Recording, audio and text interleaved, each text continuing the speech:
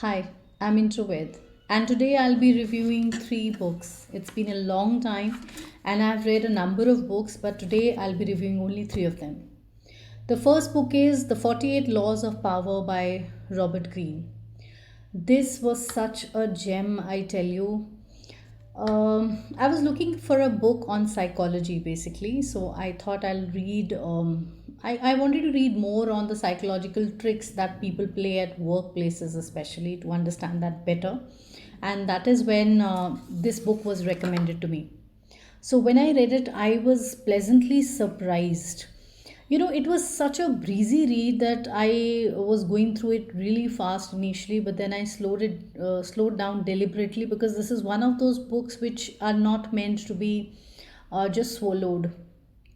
So I thought I'll take it slowly, and I'm already looking forward to going back to it again because this is also not that kind of a book which you can absorb at one reading. So now, what this book is all about is it has 48 laws of power. Basically, these laws of power apply to your workplaces, right? So this is what it's all about. There are 48 laws very clearly defined. Then he explains them all one by one, and they're all supported by some stories. Now, the problematic part is that all these stories come from history. So basically, you will have to use your own brain and juxtapose them to the current day scenario in your workplaces, and then come to your own conclusions. So that is one thing you will have to do. So that requires a lot of brain power and gray cells.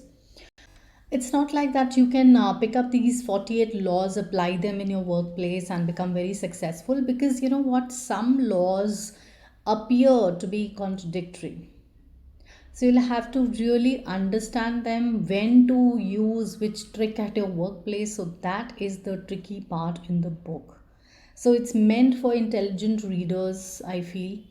For example, there is this one law which says that don't stand out at your workplace, because then you will be inviting the wrath of so many other insecure and jealous type of people in your workplace, which is very true. And at the same time, in one of the other laws, it talks about how you should be able to stand out in front of your employer, so that you can make that special place in their hearts and minds. So it requires a lot of thinking on the part of the reader also, on how to apply which law at what time with what set of people in your workplace. So I had great time reading it. I had to slow it down, and I'm already looking forward to reading it once again. So do I recommend it? Yeah, I do. The second book I want to talk about is Everything is Figure Outable.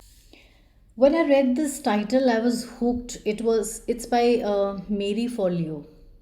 So she's already a coach of sorts, does a lot of motivational work.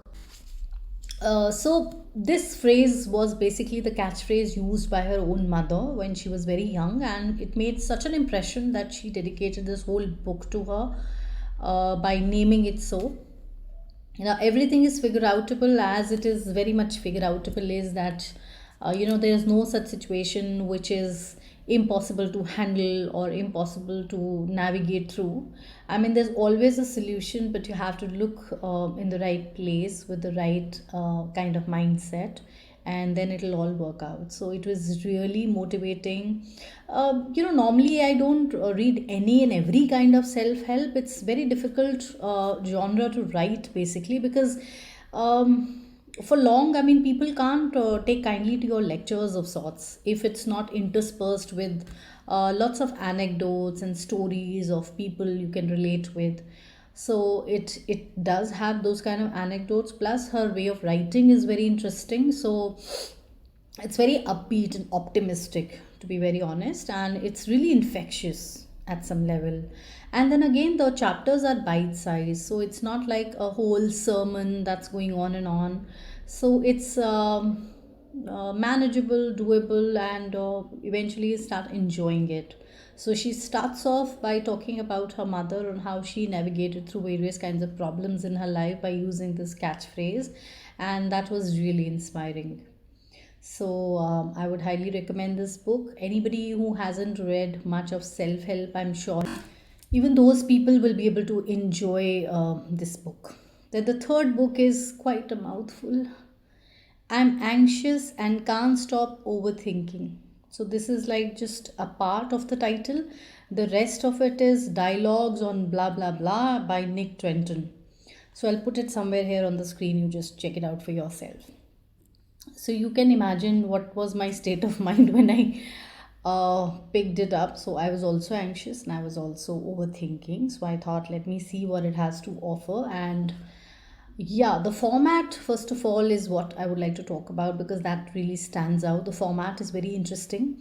So it's basically a dialogue between a patient, if I should call them, like, I don't know, a patient who is suffering from anxiety and overthinking who approaches a psychiatrist, and that is when this conversation starts. So basically, what happens in a psychiatrist's office is very interesting to get through, to plot through, because the kind of conversations, I mean, it has become the butt of a joke, isn't it?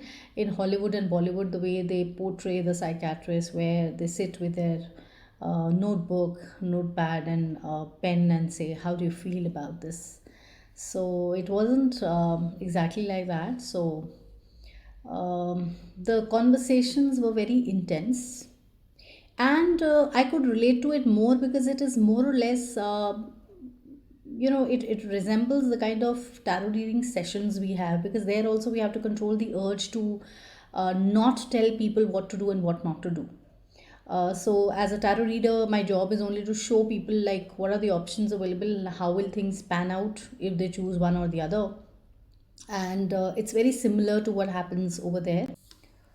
So, over there also, the doctor lets the patient delve into their own problems by talking about it.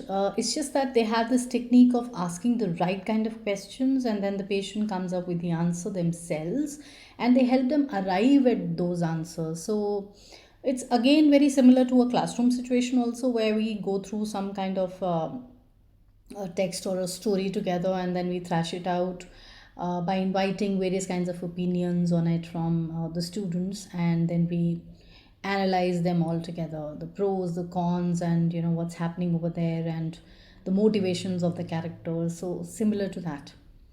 So it's always better if a person arrives at their own conclusions, because when they are self drawn, they're more impactful, I feel. So otherwise it becomes again one other, just another sermon, and it won't have that kind of impact.